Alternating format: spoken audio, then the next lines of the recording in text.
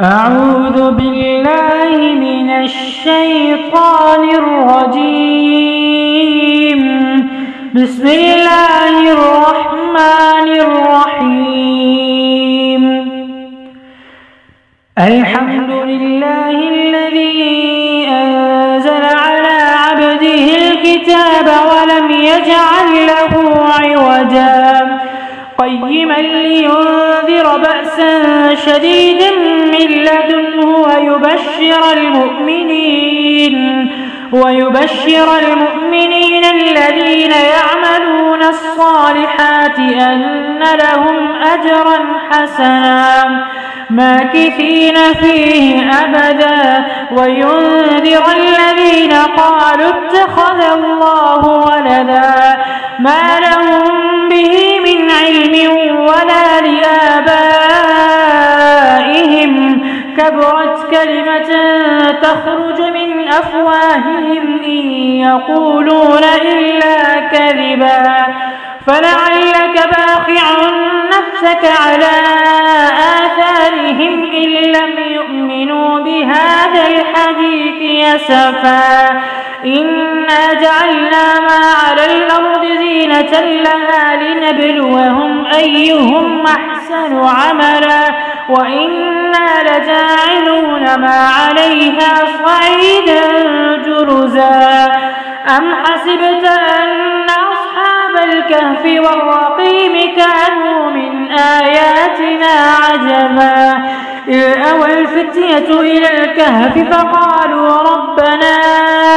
آتنا من لدنك رحمة وهيئ لنا من أمرنا رشدا فضربنا على آذانهم في الكهف سنين عددا ثم بعثناهم لنعلم أي الحزبين أحصى لما لبثوا أمدا نحن نقص عليك نبأهم بالحق إنهم فتية آمنوا بربهم وزدناهم هدى وربطنا على قلوبهم إذ قاموا فقالوا ربنا رب السماوات والأرض لن ندعو من دونه إلها لقد قلنا إذا شططا هؤلاء قوم اتخذوا من دونه آلهة لولا يأتون عليهم بسلطان بين فمن أظلم ممن افترى على الله كذبا وإذ اعتزلتموهم وما يعبدون إلا الله فأووا إلى الكهف ينشر لكم ربكم من رحمته ويهيئ لكم من أمركم مرفقا وترى الشمس إذا طلعت تزاور عن كهفهم ذات اليمين وإذا غربت تقرضهم ذات الشمال وهم في فجوة منه ذلك من آيات الله من يهد الله فهو المهتد ومن يضلل فلن تجد له وليا مرشدا وتحسبهم أيقاظا وهم رقود ونقلبهم ذات اليمين وذات الشمال وكلبهم باسط ذراعيه بالوصيد لو اطلعت عليهم لوليت منهم فرارا ولملئت منهم رعبا وكذلك بعثناهم ليتساءلوا بينهم قال قائل منهم كم لبثتم قالوا لبثنا يوما أو بعض يوم قالوا ربكم أعلم بما لبثتم فابعثوا أحدكم بورقكم هذه إلى المدينة فلينظر أيها أزكى طعاما فليأتكم برزق منه وليتلطف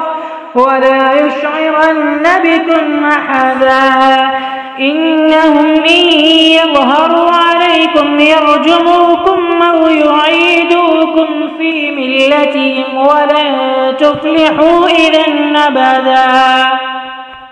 وكذلك أعثرنا عليهم ليعلموا أن وعد الله حق وأن الساعة لا ريب فيها إذ يتنازعون بينهم أمرهم فقالوا ابنوا عليهم بنيانا ربهم أعلم بهم قال الذين غلبوا على أمرهم لنتخذن عليهم مسجدا سيقولون ثلاثة رابعهم كلبهم ويقولون خمسة سادسهم كلبهم رجما بالغيب ويقولون سبعة وثامنهم كلبهم قل ربي أعلم بعدتهم ما يعلمهم إلا قليل فلا تمار فيهم إلا مراء ظاهرا ولا تستفت فيهم منهم أحدا ولا تقولن لشيء إني فاعل ذلك غدا إلا أن يشاء الله واذكر ربك إذا نسيت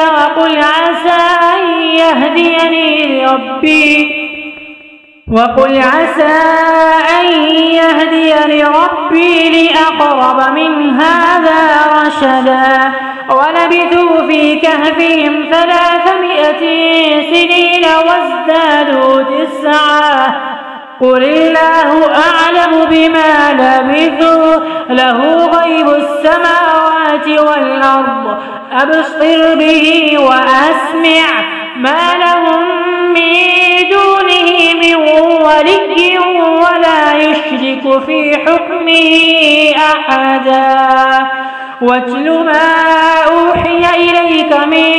كتاب ربك لا مبدل لكلماته ولن تجد من دونه ملتحدا واصبر نفسك مع الذين يدعون ربهم بالغداة والعشي يريدون وجهه ولا تعد عيناك عنهم تريد زينة الحياة الدنيا ولا تطع من أغفلنا قلبه عن ذكرنا واتبع هواه وكان أمره فرطا وقل الحق من ربكم فمن شاء فليؤمن ومن شاء فليكفر إنا أعتدنا للظالمين نارا أحاط بهم سرادقها وإن يستغيثوا يغاثوا بماء كالمهل يشوي الوجوه بئس الشراب وساءت مرتفقا إن الذين آمنوا وعملوا الصالحات إنا لا نضيع أجر من أحسن عملا أولئك لهم جنات عدن تجري من تحتهم الأنهار يحلون فيها من أساور من ذهب ويلبسون ثيابا خضرا من سندس واستبرق متكئين فيها على الأرائك نعم الثواب وحسنت مرتفقا. واضرب لهم مثل الرجلين جعلنا لأحدهما جنتين من أعناب وخففناهما بنخل وجعلنا بينهما زرعا كلتا الجنتين آتت أكلها ولم تظلم منه شيئا وفجرنا خلالهما نهرا وكان له ثمر فقال لصاحبه وهو يحاوره أنا أكثر منك مالا وأعز نفرا ودخل جنته وهو ظالم لنفسه قال ما أظن أن تبيد هذه أبدا وما أظن الساعة قائمة ولئن رددت إلى ربي لأجدن خيرا منها منقلبا. قال له صاحبه وهو يحاوره وكفرت بالذي خلقك من تراب ثم من نطفة ثم سواك رجلا لكن هو الله ربي ولا أشرك بربي أحدا. ولولا إذ دخلت جنتك قلت ما شاء الله لا قوة إلا بالله إن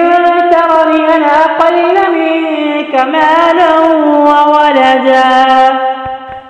فعسى ربي أن يؤتيني خيرا من جنتك ويرسل عليها حسبانا من السماء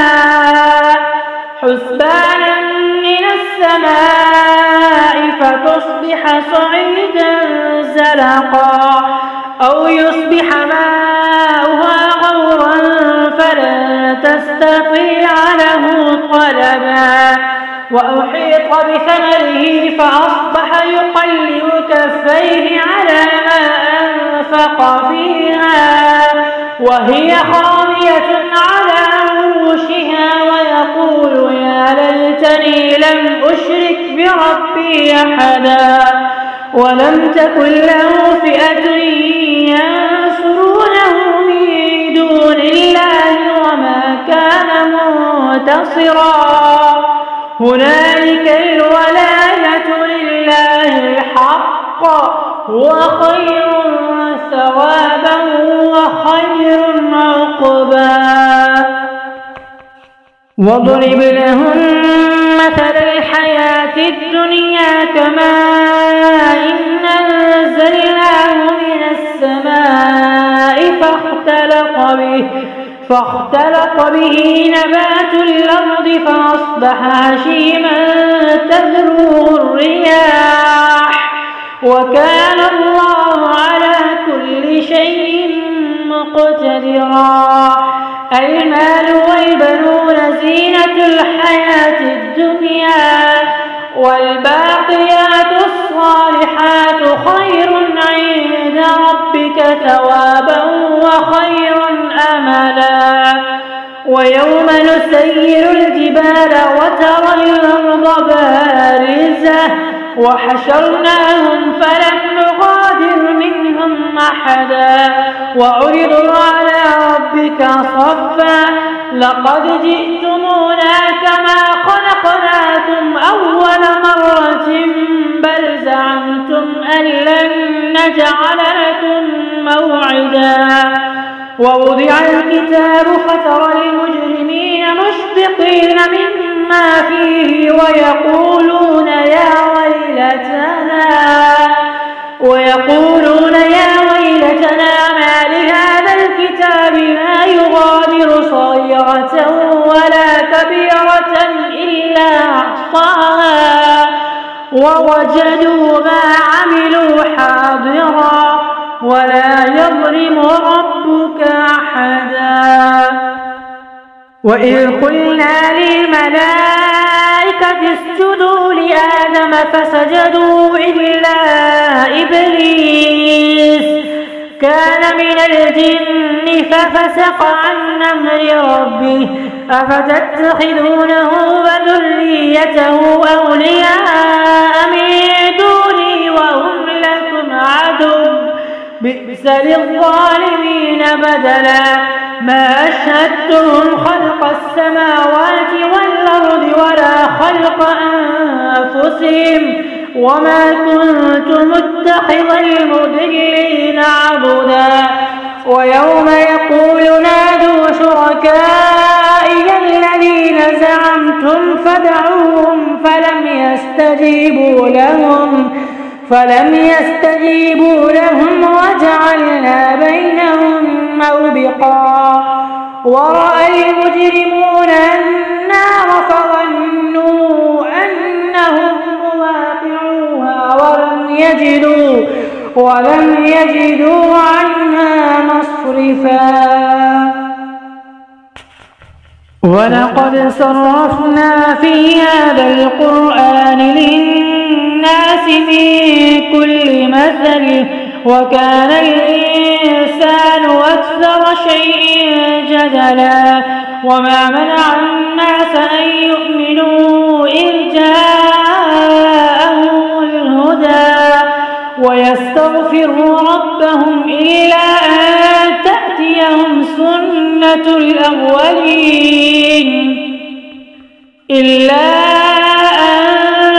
تأتيهم سنة الأولين أو يأتيهم العذاب قبلا وما نرسل المرسلين إلا مبشرين ومنذرين ويجادل الذين كفروا بالباطل ليدحضوا به الحق واتخذوا آياتي وما أنذروا هزوا ومن أظلم ممن ذكر بآيات ربه فأعرض عنها ونسي ما قدمت يداه إنا جعلنا على قلوبهم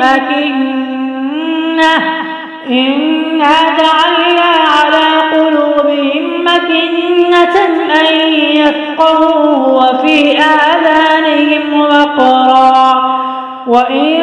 تدعهم إلى الهدى فلن يهتدوا إذا أبدا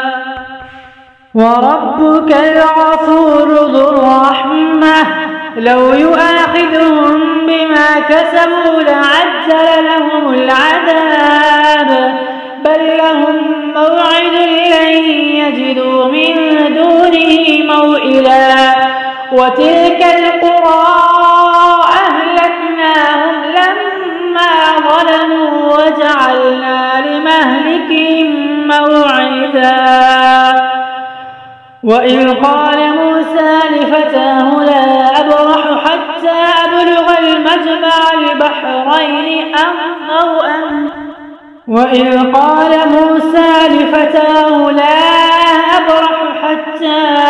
أبلغ المجمع البحرين أو أمضي حقبا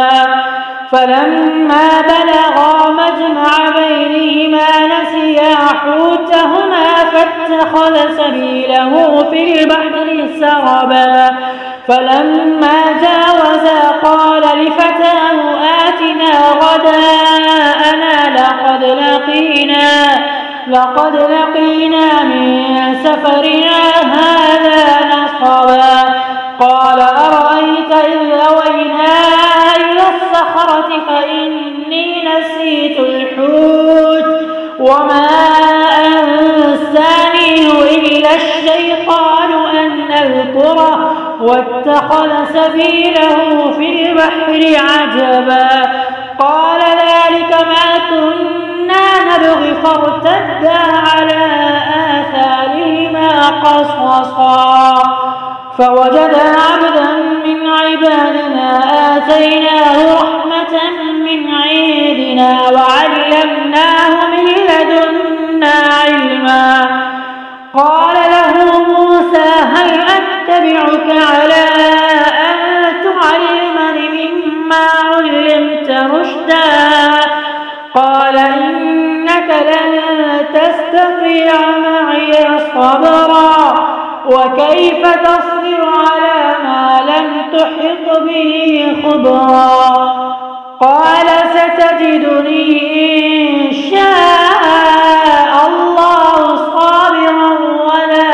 أعصي لك أمرا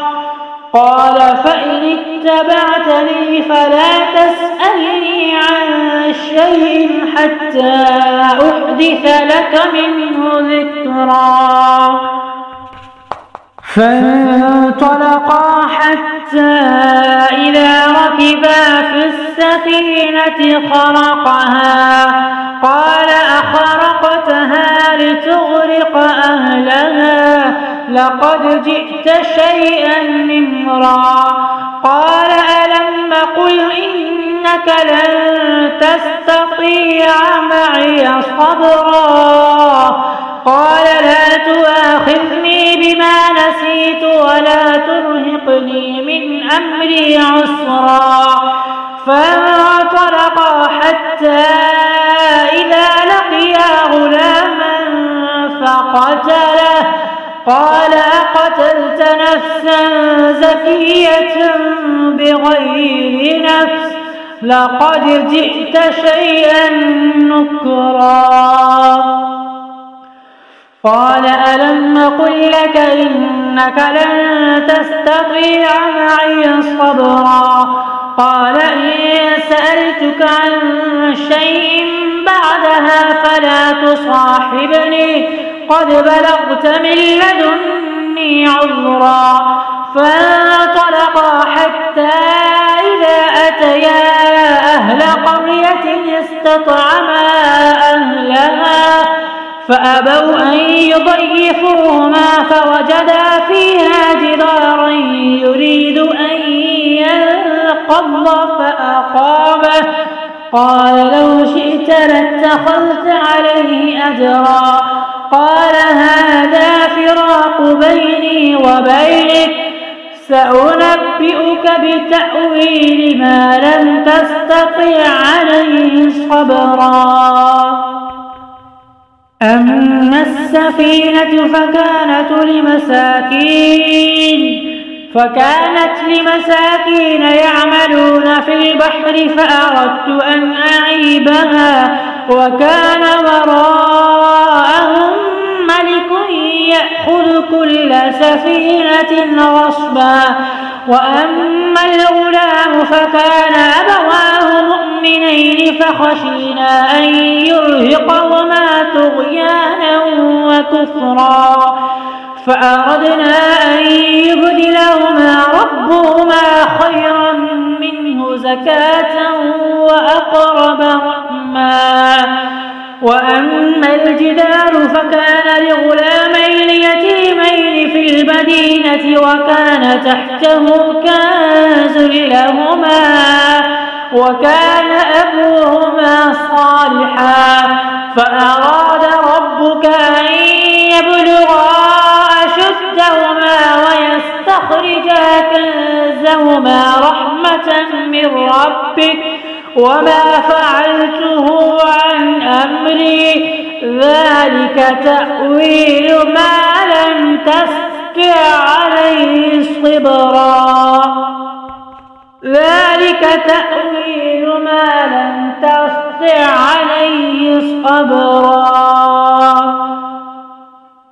ويسألونك عن ذي القرنين قل سأتلو عليكم منه ذكرا إنا مكنا له في الأرض وآتيناه من كل شيء سببا فأتبع سببا حتى إذا بلغ مغرب الشمس وجدها تغرب في عين حمئة ووجد عندها قوما قلنا يا ذا القرنين إما أن تعذب وإما أن تتخذ فيهم حسنا فسوف نعذبه ثم يرد إلى ربه فيعذبه عذابا نكرا. وأما من آمن وعمل صالحا فله جزاء الحسنى وسنقول له من أمرنا يسرا ثم أتبع سببا حتى إذا بلغ مطلع الشمس وجدها تطلع على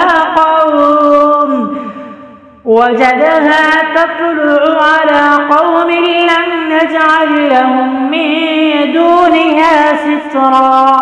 كذلك وقد أحطنا بما لديه خبرا ثم أتبع سببا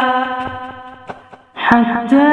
إذا بلغ بين السدين وجد من دونهما قوما لا يكادون يفقهون قولا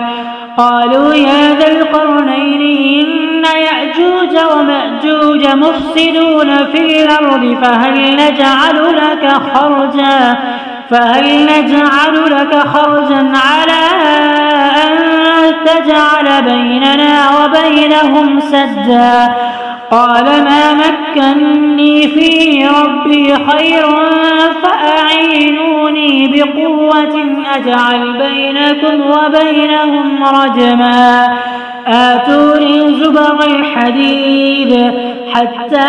إذا ساوى بين الصدفين قال انفخوا حتى إذا جعله نارا قال آتوني أفرغ عليه قطرا فما استطاعوا أن يظهروه وما استطاعوا له نقبا قال هذا رحمة من ربي فإذا جاء وعد ربي جعله دكا